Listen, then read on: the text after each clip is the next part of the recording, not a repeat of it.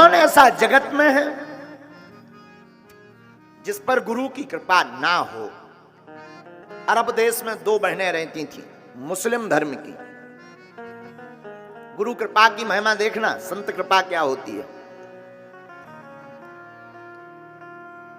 सुदूर अरब देश में एक खस नामक स्थान है, खस महाराज, वहां पर मुसलमानी दो बहनें हुई, हसीना और हमीदा। दोनों वहां के जो खलीफा थे, उनकी सुशील और स्वभाव सुभाषिणी कन्या थी। ध्यान से सुनना भैया, जय जय जय हनुमान गोसाई पर, कृपा करो गुरुदेव की नाई पर। दोनों कन्याएं, धर्म मुस्लिम था, अपने पिता के अनुसार अपने धर्म परायण करती थी, धर्म पर चलती थी। दोनों कीड़ा करती। इन दोनों बहनों को ठाकुर जी से प्रेम हुआ। अब देखना गुरु कृपा कैसी होती है। भारत के फक्कड़ साधु, बुरा मत मानना मेरे प्यारे, भारत वो देश है, भारत को विश्व गुरु क्यों कहते? यहाँ के संतों में बहुत ताकत होती है, जो विदेशों में भी जाकर के बुलंदी का झंडा गाड़ कर आते हैं। आहा, साधु।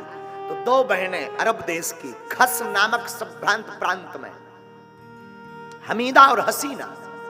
जय जय जय हनुमान गोसाई, कृपा करो गुरुदेव की नाई। गुरु कृपा क्या होती है मेरे चंबल के पागलों, सुनो। एक भारत का फक्कड़ साधु उस अरब देश में पहुंच गया। वहां के जो राजा थे, पहले इतना धर्म विरोध नहीं चलता था, इतना नहीं होता था, सबको स्वतंत्रता थी। आप अपना धर्म मानो, आप अपना, कोई दिक्कत नहीं, किसी को विरोध नहीं। तब तो रसखान जैसे महापुरुषों को हमारे सनातन धर्म ने स्वीकार किया है,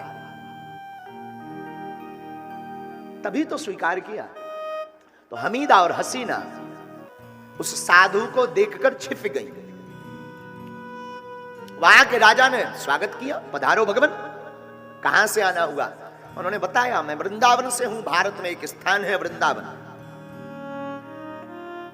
वृंदावन बिहारी के पास रहता हूं। और ऐसी मीठी मीठी ठाकुर जी की वो कथा सुनाई, भगवान के रूप का वर्णन किया वृंदावन के साधु ने। उन वहां के जो राजा थे, जो मुसलमान राजा था, उनको ठाकुर जी की गाथा सुनाई। भगवान के रूप का, नवयौवन संपन्न का, वो अलकावली, वो भगवान की मुस्कुराहट, वो भगवान के काले काले तिरछे नैन, वो भगवान की घुंघराली लटे लटके मुख, ऊपर कुंडल लोल कपोलन की, नेव छावर प्राण करूं कृष्णा बलि जाऊं लला के बोलन की।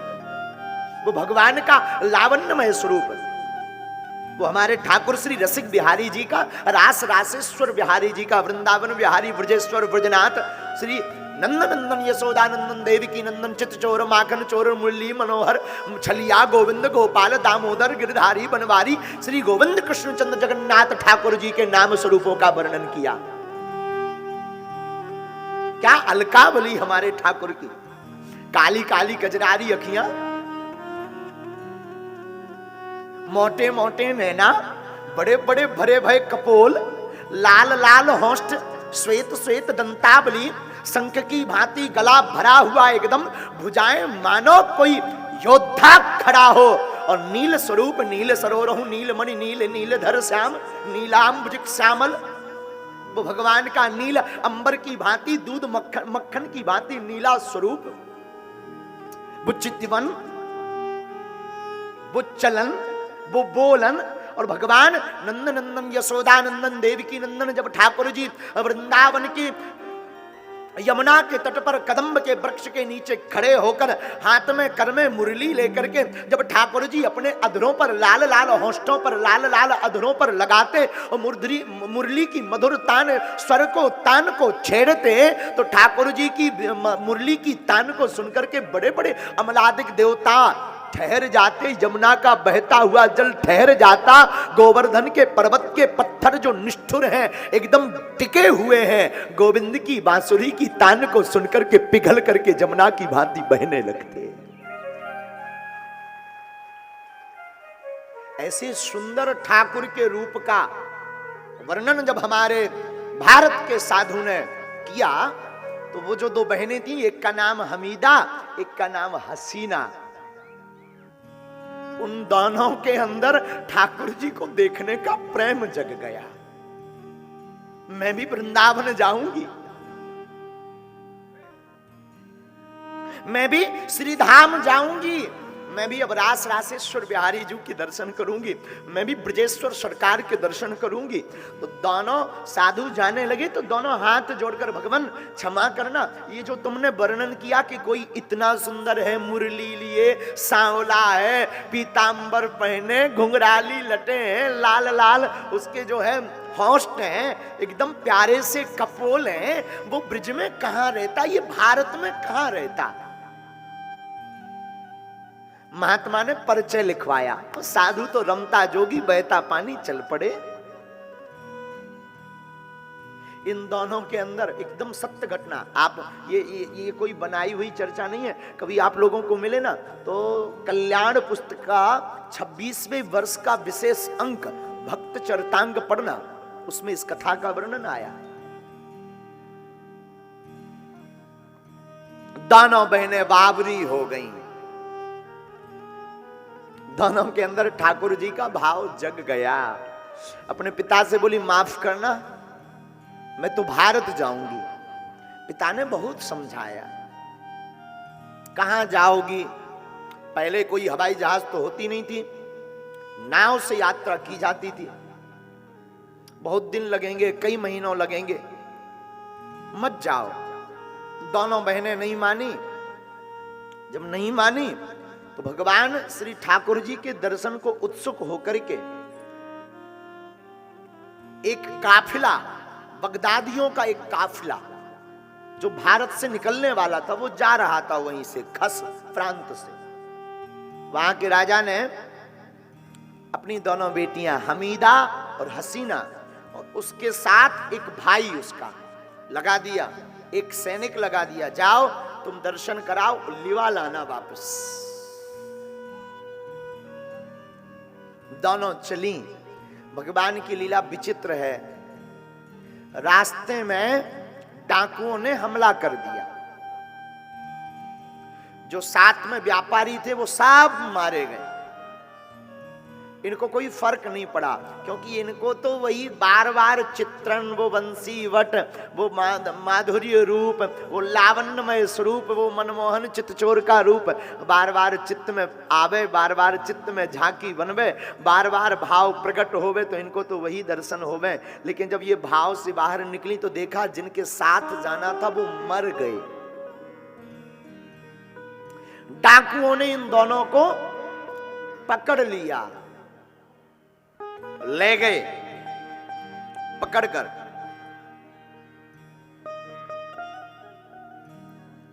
बेचने के लिए एक नगर में बेचने को गए वो डाकू। तो इन्होंने चतुरता से एक पत्र वहां के जो खलीफा होते थे, राजा, उनको भेजा, मैं ऐसी ऐसी मुसीबत में हूं, मैं अरब देश के खस राज्य के जो खलीफा हैं उनकी पुत्री हूं, मेरी रक्षा करो।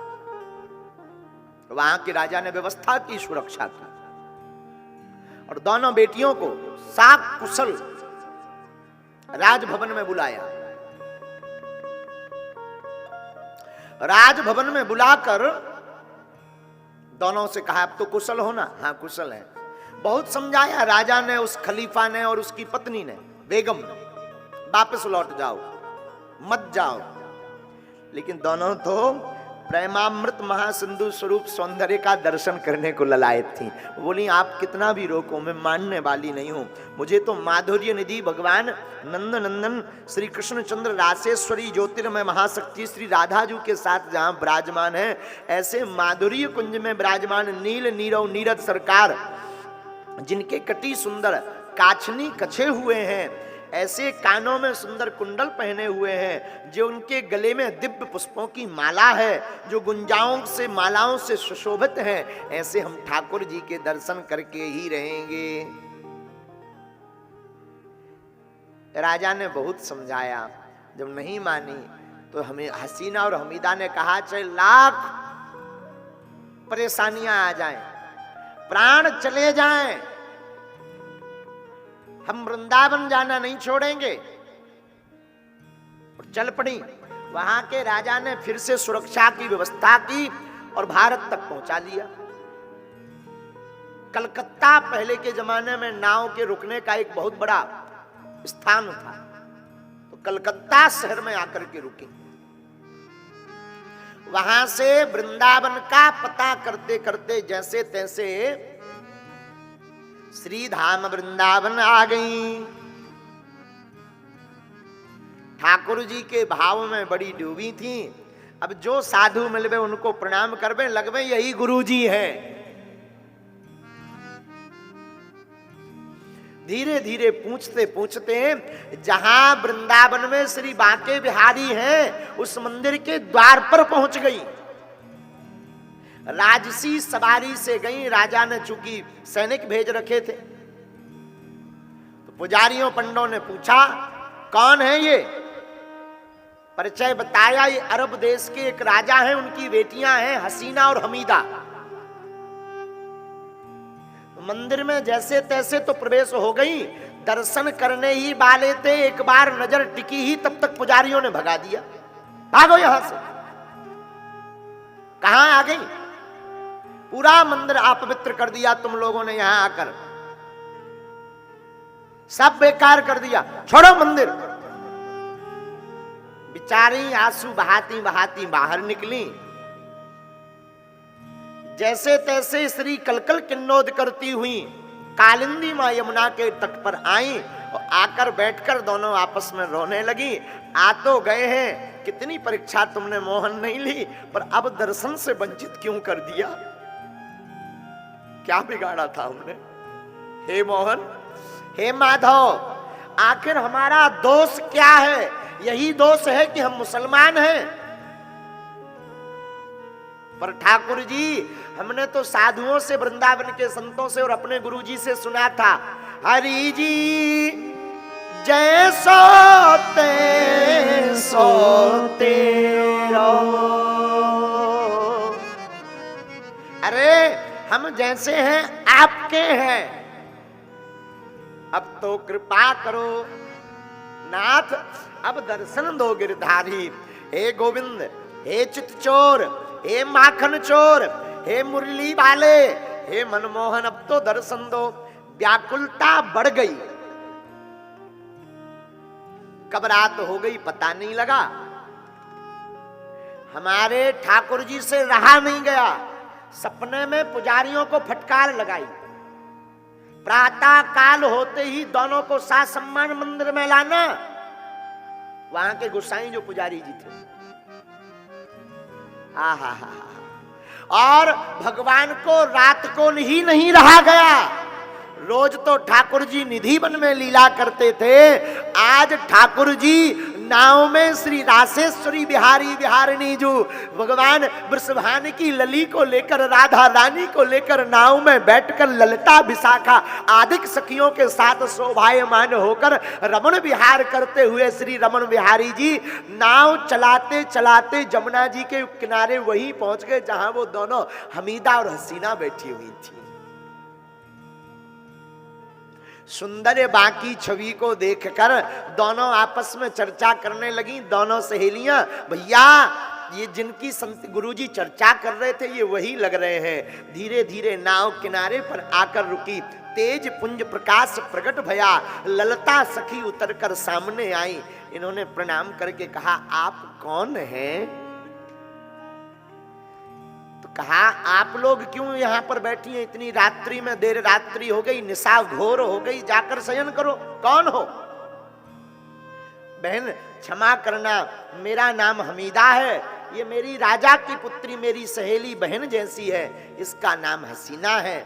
और ये अरब देश के खस सब प्रांत, जहां प्रांत है वहां के खलीफा की पुत्री है, और यहाँ के जो श्री ब्रजेश्वर ठाकुर जी हैं उनके दर्शन करने को आई है।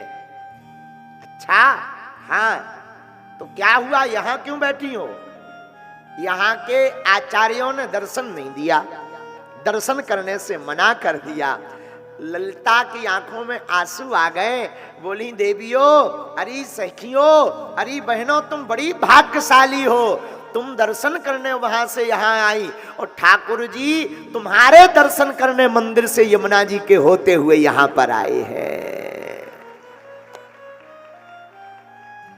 दोनों की आंखों से झरझर आंसू बह गए। नाव में जब जाकर देखा तो नाव से हमारे ठाकुर श्री रमण बिहारी जी और श्री बिहारिणी जी राधा रानी को लेकर के हाथ में मुरली, वही पीतांबर बांधे, वही प्यारी प्यारी काली काली जुल्फे भगवान की वही लटक रही है, मुख के ऊपर भगवान के कपोलों के ऊपर वही भगवान की मुस्कुराहट, चितवन चितचोर माखन चितचोर का वही लावण्यमय सौंदर्य रूप, जिस चितवन को देख करके बड़े बड़े देवता जो अपने देह की सुध नहीं रखते वो भी देह से बाहर निकल करके गोविंद की चितवन चितचोर माखन की मधुर मुस्कान की लावण्यमयी मूर्ति पर अपने आप को बारी बारी कर देते हैं, अपने आप को न्यौछावर कर देते हैं। दोनों बहनें भी साष्टांग दंडवत होकर के चरणों में गिर पड़ी। चरणों में ही नहीं गिरी, सदा सदा के लिए गोविंद की हो गई। और अब तो दोनों सखियां कहने लगी, जय जय जय हनुमान गोसाई, कृपा करहूं गुरु देव की नाई, कृपा करहूं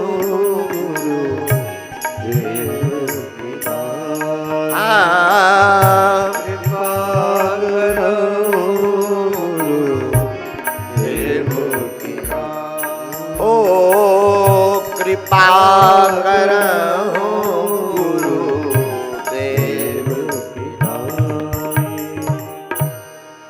धन्य है हमारे गुरुदेव जो ऐसे ठाकुर जी से जोड़ दिया, जीवन धन्य हो गया।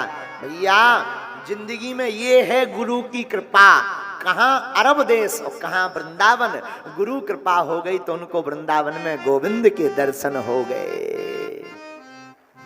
और यहाँ चंबल के जितने लोग भी बैठे, तुम भी गुरु कृपा पालो, पूज्य महाराज जी के चरणों को पकड़ लो, तुम्हें भी श्री डॉक्टर हनुमान के दर्शन हो जाएंगे।